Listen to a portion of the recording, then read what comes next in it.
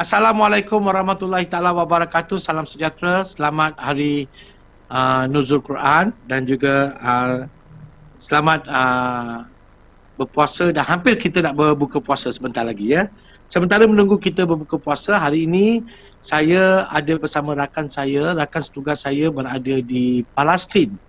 Kita akan bawa anda live secara langsung, live streaming daripada Malaysia ke Palestin. Di sana sedang menunggu kita untuk memberi sedikit sebanyak pencerahan dan juga kedudukan Masjid Al-Aqsa yang mana 2-3 hari lepas pihak Israel telah memulakan kembali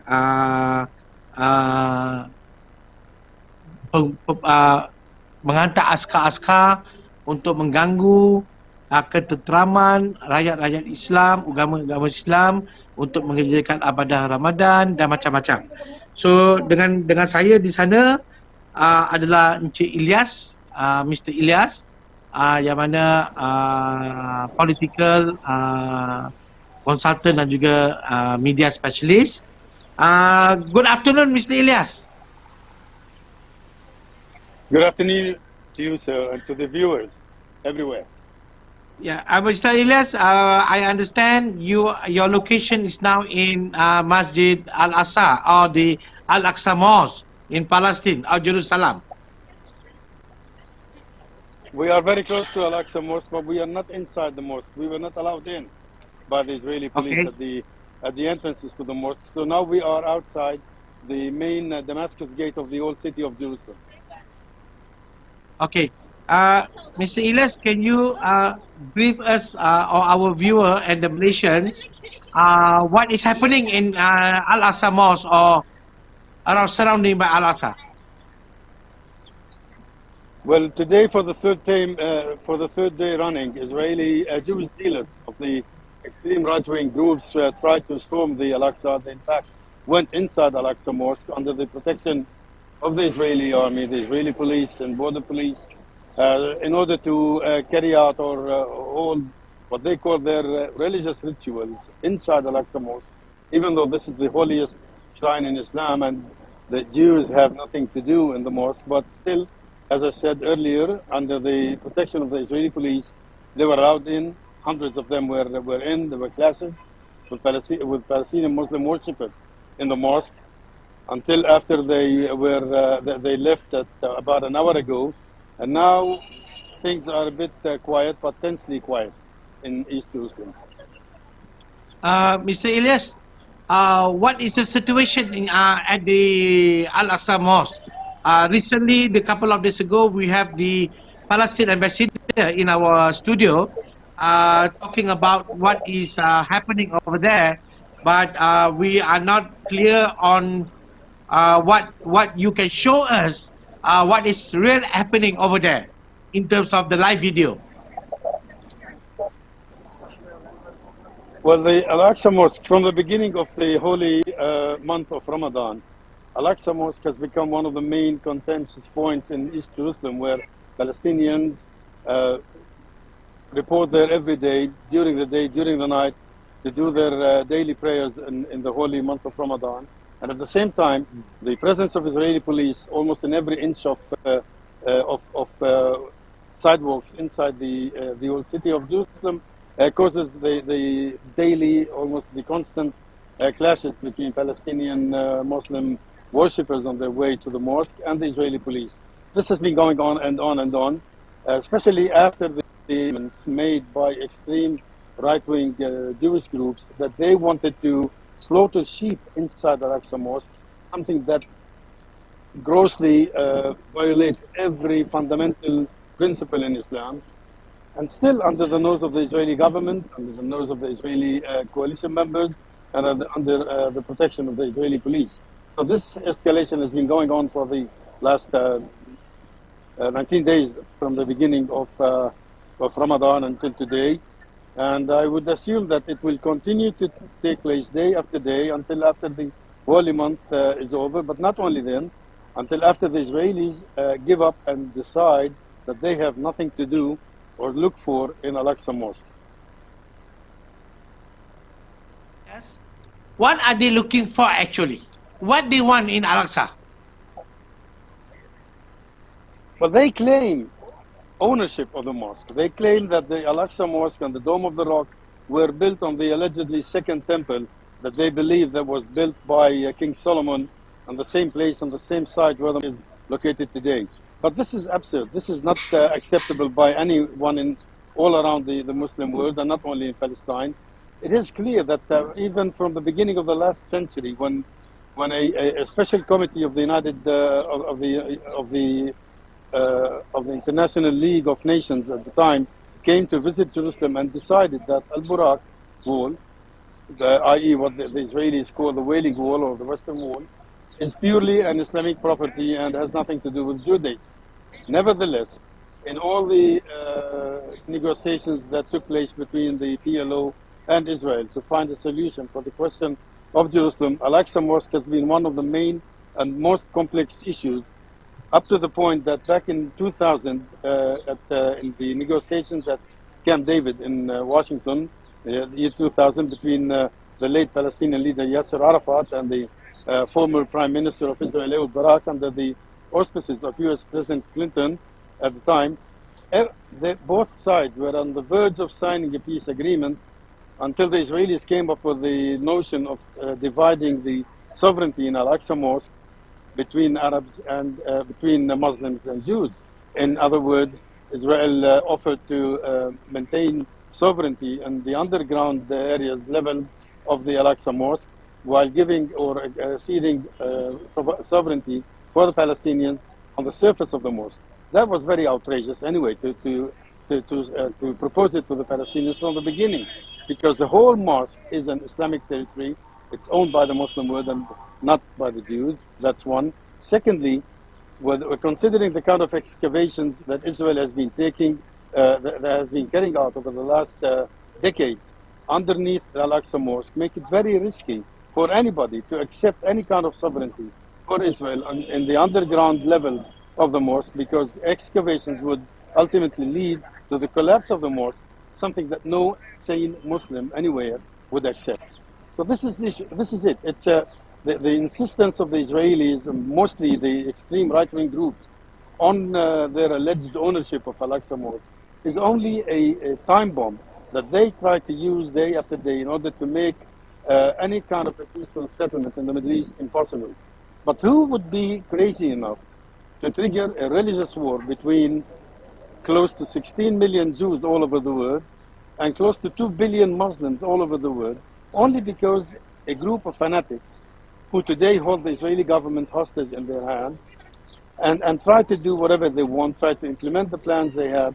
And this is not new. I mean, in the early 80s of the last century, there was a Jewish underground, a Jewish underground terror group, that planned to drop a bomb or a huge rock over the Dome of the Rock and Al-Aqsa Mosque to destroy the two shrines, and then say, this is it, time has come for the Jews to build a third temple. Can you just imagine what would have happened if any of those plots against Al-Aqsa Mosque and the Dome of the Rock have, God forbid, have succeeded?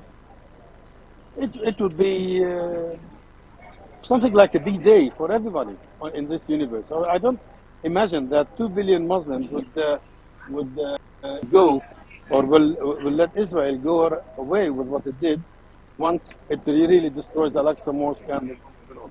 There are Israeli officials who keep talking about maintaining the status quo, but unfortunately they're doing nothing to maintain the status quo in terms of protecting the holy shrines, whether they belong to Muslims in the Al-Aqsa Mosque and the Dome of the Rock, or whether they belong to the Christian Palestinians like the Church of Holy Sepulchre and the Church of Nativity and other places that belong to the churches.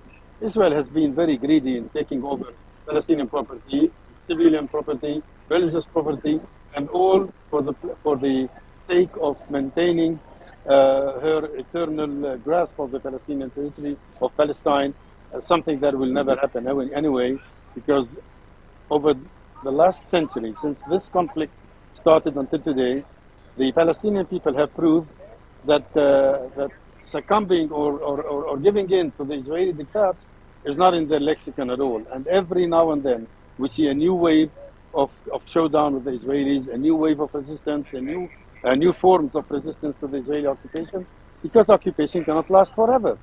As simple as that. The question is, when will the Israeli government and the Israeli public understand that wars would only beget wars, and that only coexistence, acceptance of the other, tolerance, these are the main fundamental principles in religions, and the three divine religions, that should prevail. Because no one can continue ruling, no nation can continue ruling on another nation with the power of sword or nuclear bombs, like in Israel's case. And I think I'm afraid that we are still ahead of a very dark scenarios if the insanity of the current government in Israel continues. Mr. Elias, in Russia, as you know, Russia is in the war with Ukraine, but that's beside the point. Yes. In Russia, people are talking about, and many countries are talking about, Russia is going to have Palestine by attacking Israel. As your personal opinion, do you think that will happen? And if it's happened, that will have Palestine? Look, if there's one, I mean, I hate wars usually, and I don't like wars at all, and I sympathize with every nation that goes to war, whether forcibly or voluntarily.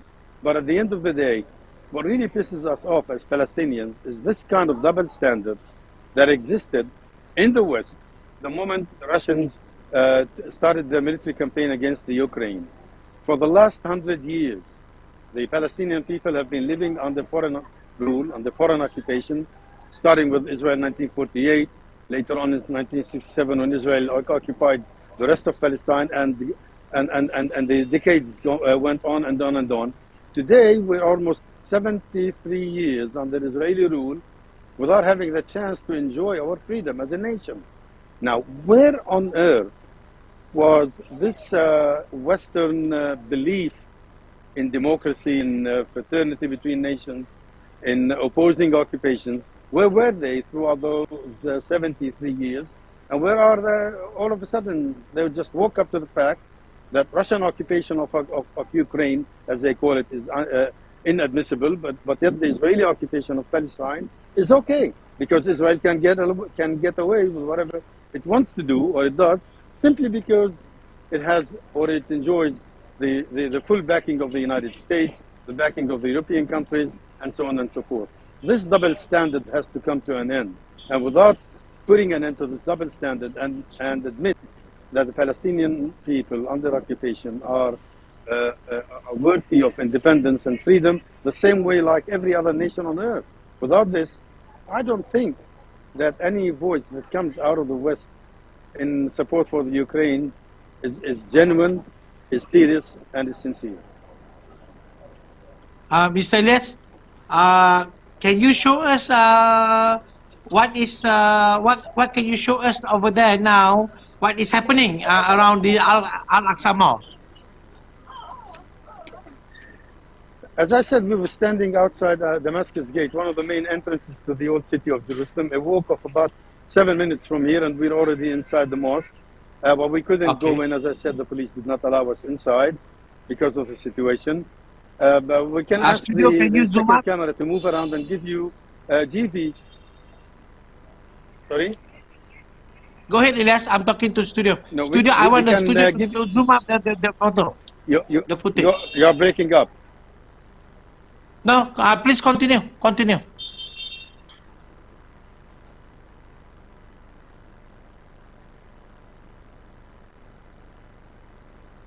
Outside of Damascus Gate, as I said, one of the main historical gates of the old city of Jerusalem, one of the 7 gates of the old city. Because of Ramadan, life is a bit not very busy as it would be in normal days. Let's not forget that we are in the middle of the day and people are at work. This area is usually overcrowded early in the morning when people go to their work, or late in the afternoon when people come back from their work. In the evening hours, however, when after breaking the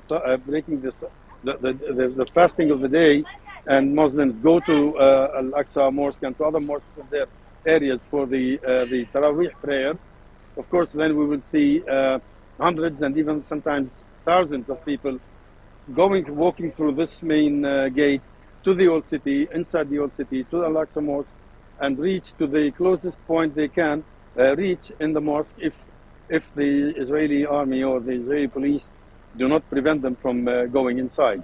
So this is something like a traditional thing that happens day after day in Ramadan. And also in usual days. In usual days, during the day, people would go to the mosque and pray. But mostly on Fridays, we see dozens of thousands of Palestinians who go to the mosque and hold prayers. Sometimes the Israeli police behave well enough to allow them into the mosque without any problems.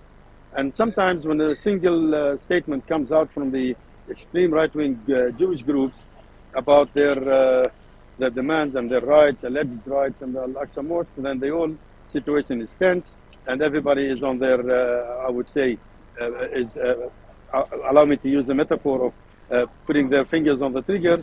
Palestinians have no guns to put their fingers on the trigger, but we're talking about the tension on both sides.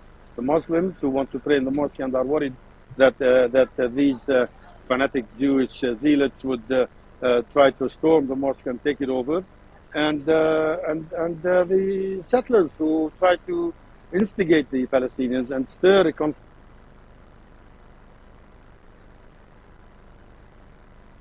with them to take over. Now, let me just remind you of one thing that has happened over the last 3 days. In fact, every morning when the Israeli police prevent Muslims from entering the mosque and allow, by contrast, Jews to go inside Al-Aqsa Mosque and tour the area, not hold prayers so far, this is exactly what the Israelis have spoken about quite a number of years ago when they spoke about dividing Al-Aqsa Mosque into two different time zones and into two different zones and time zones, whereby Jews would be allowed to go into the mosque while Muslims are denied, and vice versa. The same thing has happened in Ibrahimi Mosque in Hebron. Unfortunately, at the time, the world did not really understand the meaning of dividing sovereignty in the Ibrahimi Mosque in Hebron. And today we see the results. We see that there are hours that the mosque is open exclusively for Jews, and there are hours that the mosque is open exclusively for Muslims.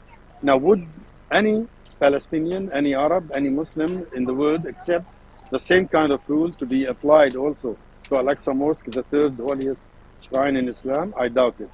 I really doubt it. Okay.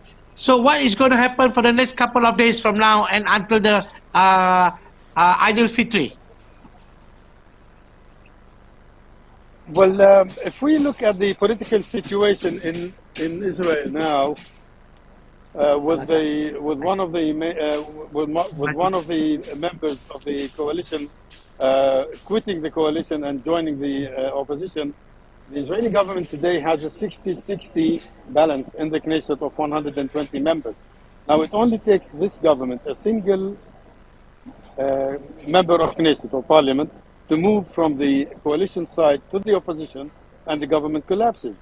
Now, in order to maintain or to prevent the collapse of the incumbent government in Israel, I'm afraid that the Israeli government would decide, or the incumbent government would decide, that the best way to distract attention of the public from the governmental crisis that Israel has is by means of instigating a new round of clash with the Palestinians that would not only be restricted to the vicinity of Al-Aqsa Mosque or in Jerusalem, but throughout all the Palestinian territories. And we have seen this happening before. We've seen this quite on a number of years. And when Israel has a real political crisis, it tries to export that crisis to the others, to the Palestinians, or to whoever is convenient, only to get away with the requirements of facing or solving its political crisis. I hope this doesn't happen, because at the end of the day, this is going to cost people their lives. And it doesn't really matter whether we're talking about Palestinians or Israelis. Both are civilians, and both are caught up in this ugly a conflict that has been that has been exacerbated over years and years and years with the ongoing Israeli occupation of Palestine. Okay, Mr. Elias, I think we have enough update for today. We hope we can have a new update for tomorrow on what is happening over there, and also any other updates that we can have from Palestine, so that the Malaysian and the rest of the part of the world will understand the situation of economic, situation of people, and everything that's happening in Palestine, and how can the world comes in to help Palestinians. We will try our best to bring the reality on the ground to our viewers. Thank you. Thank you very much, sir. I will talk to you soon. Thank you. All the best. Itu And dia. Ramadan Kareem. Ramadan Karim. Itu dia kita bersama Mr. Elias daripada Palestin, Policy Advisor dan juga media. Kita akan bersama beliau setiap hari untuk mendapatkan update apa yang berlaku di Palestin. Kita juga sedang berusaha untuk mendapatkan live daripada Russia, dan kita juga sedang berusaha untuk mendapatkan live daripada Ukraine. So sehingga kali ini selamat berbuka puasa. Assalamualaikum warahmatullahi taala wabarakatuh.